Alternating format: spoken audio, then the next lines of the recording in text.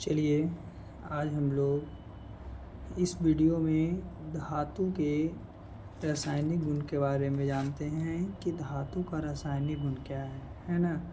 पिछले दिन हम लोग धातु के भौतिक गुण के बारे में जाने थे, तो आज हम लोग धातु के रासायनिक गुण के बारे में जानते हैं, है ना। तो धातु के रासायनिक गुण में सबसे पहला इलेक्ट्रॉनिक विन्यास है। क्या है? इलेक्ट्रॉनिक विन्यास। तो इलेक्ट्रॉनिक विन्यास कहने का मतलब है कि धातु के परमाणु के बाह्यतम कक्षा जो होता है, बाह्यतम जो कोश होते हैं, उसमें सामान्यतः 1, 2 या 3 इलेक्ट्रॉन होते हैं। तो धातु के बाह्यतम कक्षा में इलेक्ट्रॉनों की संख्या 1, 2 या 3 होती है, अर्थात इसका अष्टक अपूर्ण होता है।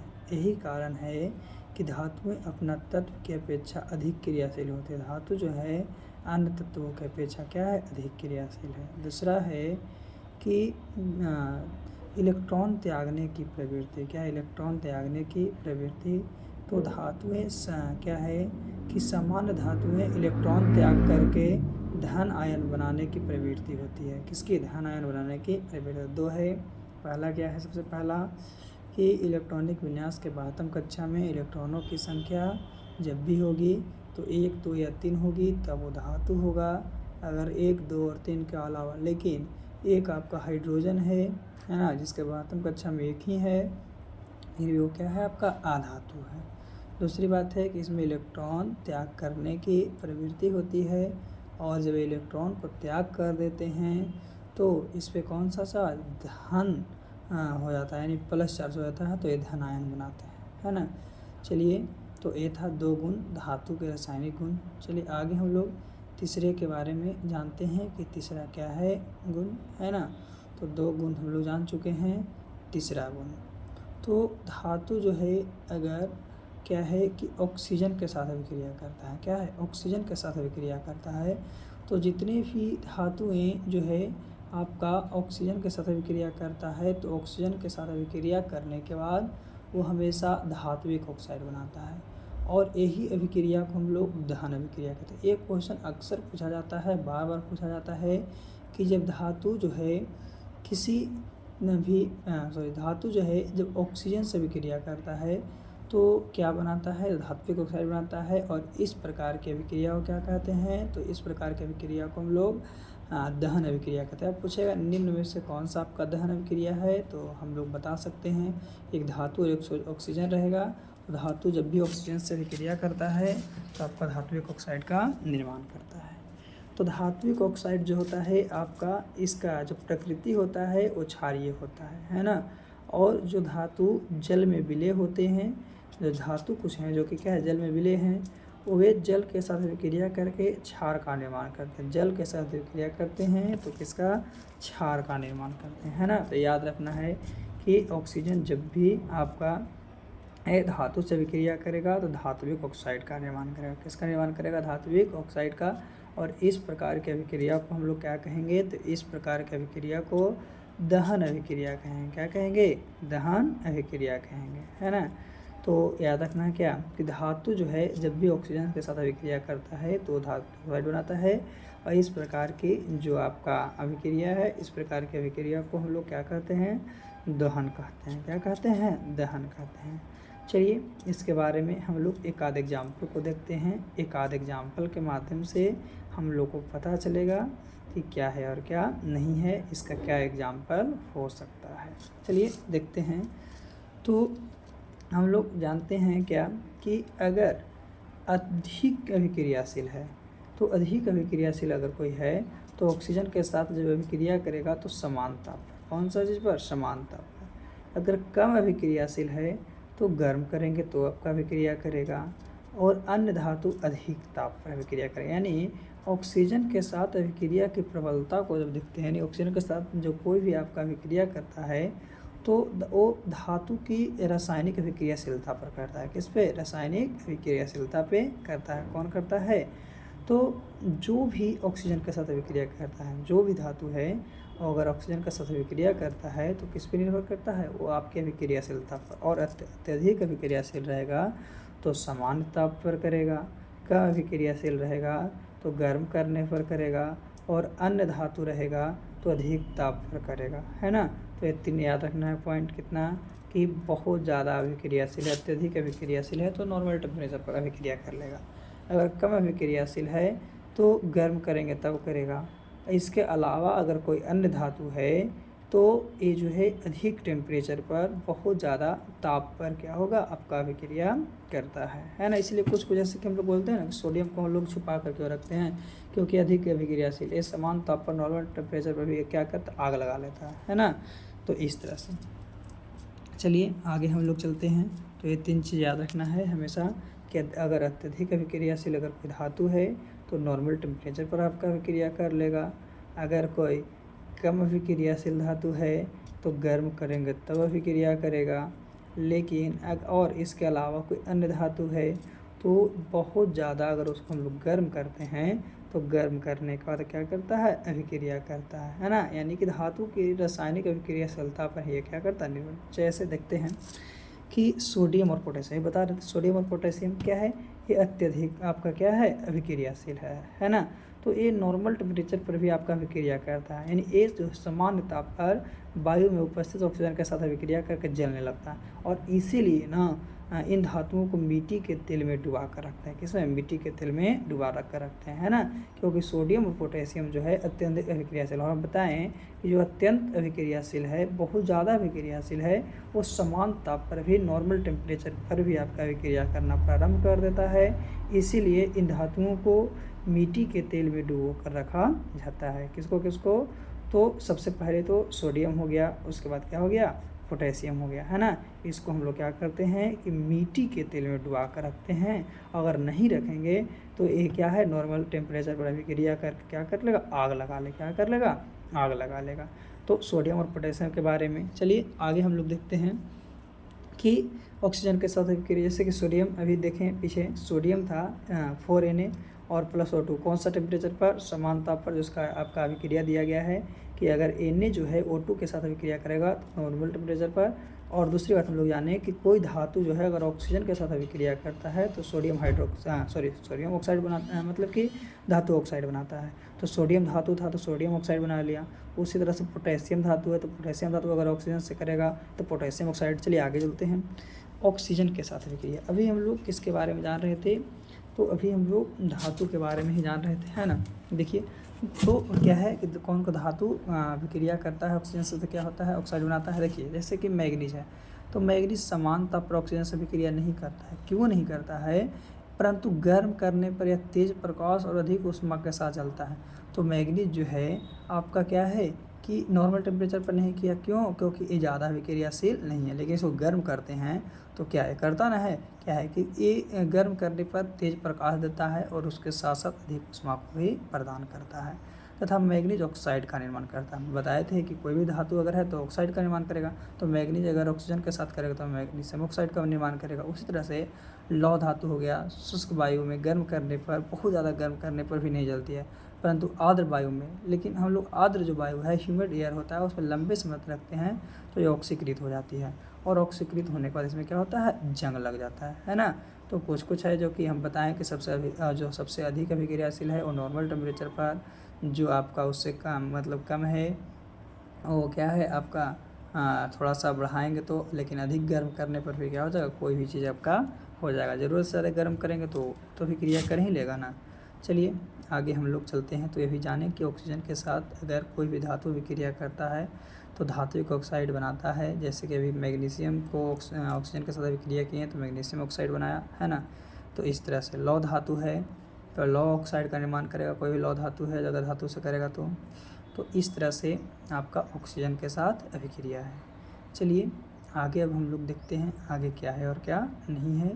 तो अभी तक हम लोग इसके बारे में धातु को ऑक्सीजन की अभिक्रिया के बारे में जान रहे थे कि धातु अगर ऑक्सीजन से अभिक्रिया करता है तो क्या करता है ना।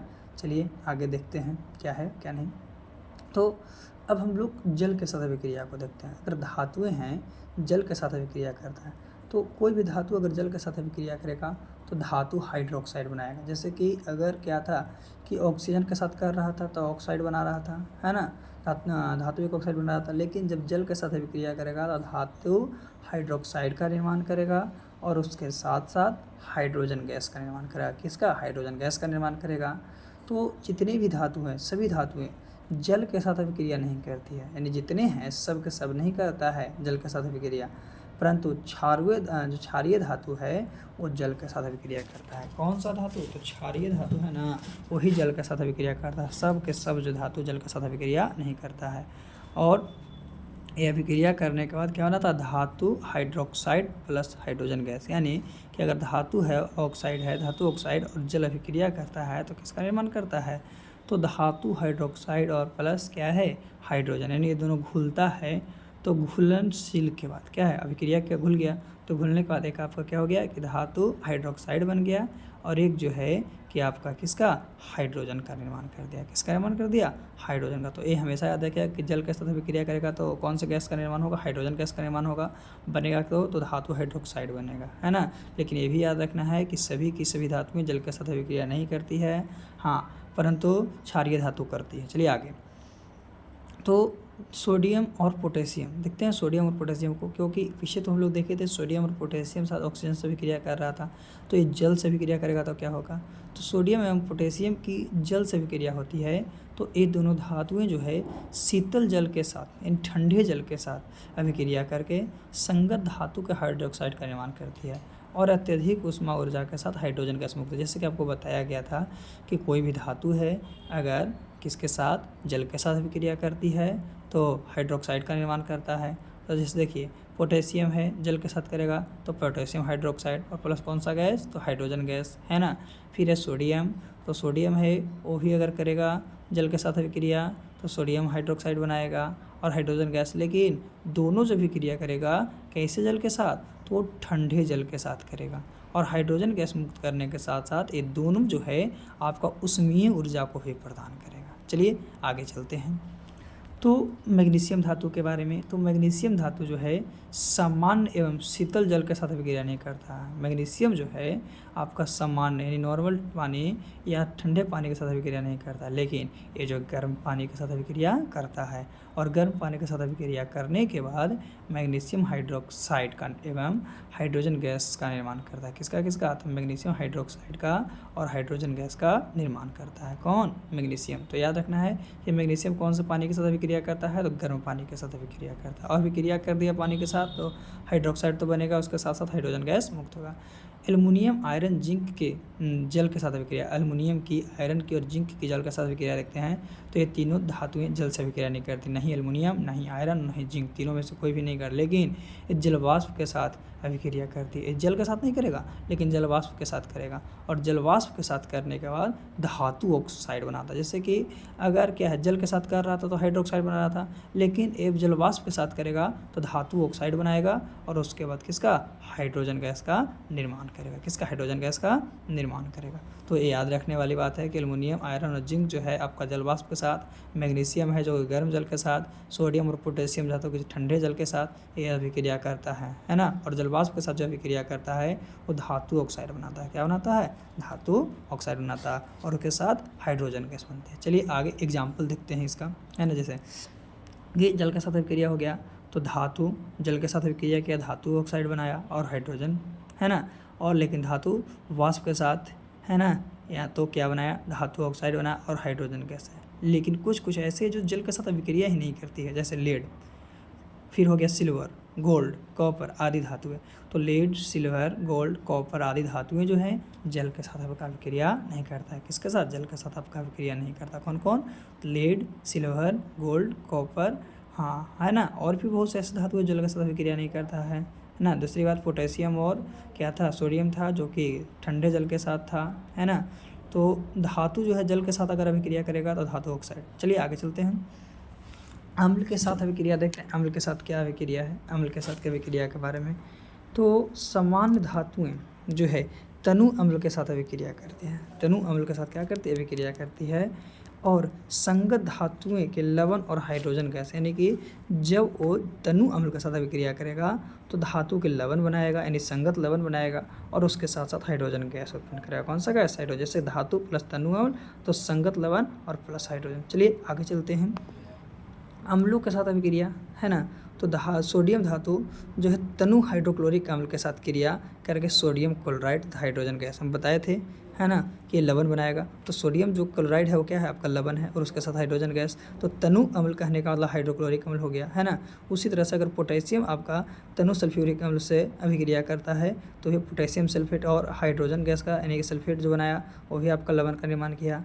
फिर है तांबा, चांदी, सोना, है ना, ये सब को आदर्श कहा जाता है। क्यों? क्योंकि ये जल और तनु अम्ल से अभिक्रिया नहीं करता। तांबा जल तांबा हो गया, चांदी हो गया, सोना हो गया, ये सब आदर्श धातु है। ये जल के साथ अभिक्रिया भी नहीं करता है और ना ही ये तनु अम्लों के साथ अभिक्रिया करता है। तो कहने का मतलब है कि अम्ल जो है आपका जब कोई धातु से अभिक्रिया करता है तो लवण और संगत लवण, और संगत लवण के साथ साथ किसका, हाइड्रोजन गैस का, किसका, हाइड्रोजन गैस का निर्माण करता है। जैसे कि यहाँ पे हम देखें, दो को देखें ना, एक सोडियम को एक पोटेशियम को।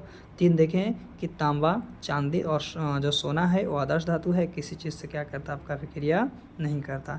और जब अभिक्रिया ही नहीं करेगा, है ना, आगे तो ये दोनों है जो कि अभिक्रिया नहीं करता है, और ये दोनों दूसरी बात है क्या है, तो ये जो है आपका आदर्श धातु है। पूछेगा कि आदर्श धातु कौन कौन रहता है, याद रखिएगा, सोना, चांदी, तांबा। क्या क्या, सोना, चांदी और तांबा ये दोनों आदर्श धातु है। क्यों?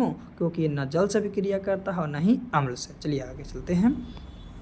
क्षार के साथ अभिक्रिया, क्षार के साथ क्या अभिक्रिया है, तो अधिकांश क्षार धातुएं, अधिकांश जो धातु है क्षार के साथ अभिक्रिया नहीं करते हैं, परंतु लीड हो गया यानी शीशा, एल्युमिनियम हो गया, जस्ता हो गया, जैसे धातु है जो क्षार के साथ अभिक्रिया करता है। अगर क्षार के साथ अभिक्रिया करेगा तो लवण का निर्माण करेगा, और लवण के निर्माण करने के साथ साथ हाइड्रोजन गैस का भी निर्माण करेगा, है ना, लवण के साथ साथ हाइड्रोजन गैस का निर्माण करेगा। जैसे जिंक है, सोडियम हाइड्रोक्साइड यानी क्षार से अभिक्रिया कर रहा है, तो सोडियम जिंकेट ZnO2 का निर्माण कर रहा है, और इसके साथ साथ क्या है, ये हाइड्रोजन गैस का भी निर्माण कर रहा है। तो याद रखना है कि क्षार अगर धातु से विक्रिया करता है तो क्या बनाता है, क्या, लवण बनाता है, और लवण के साथ साथ हाइड्रोजन गैस का निर्माण करता है। तो ये सब है धातु के रासायनिक गुण। क्या है, धातु के रासायनिक गुण। चलिए आज था हम लोग धातु के रासायनिक गुण के बारे में जान रहे थे कि धातु का रासायनिक गुण क्या है। अगर वीडियो अच्छा लगे तो वीडियो को लाइक कर दीजिए। अगर अभी तक आपने चैनल को सब्सक्राइब नहीं किया है तो चैनल को सब्सक्राइब कर दीजिए, ताकि आपको हर वीडियो का नोटिफिकेशन मिलते रहे, और नोटिफिकेशन भी ऑन कर लीजिएगा ताकि वीडियो अपलोड करने के साथ आपके पास तुरंत इसका नोटिफिकेशन पता चले, है ना। और इसी तरह से आगे भी वीडियो अपलोड करता रहूँगा, है ना, जो कि आपको हर एग्ज़ाम के लिए बहुत ज़रूरी है। कोई भी एग्ज़ाम में आपके लिए ऐसा नहीं है कि ज़रूरी नहीं। चलिए ठीक है, आज के लिए इतना ही।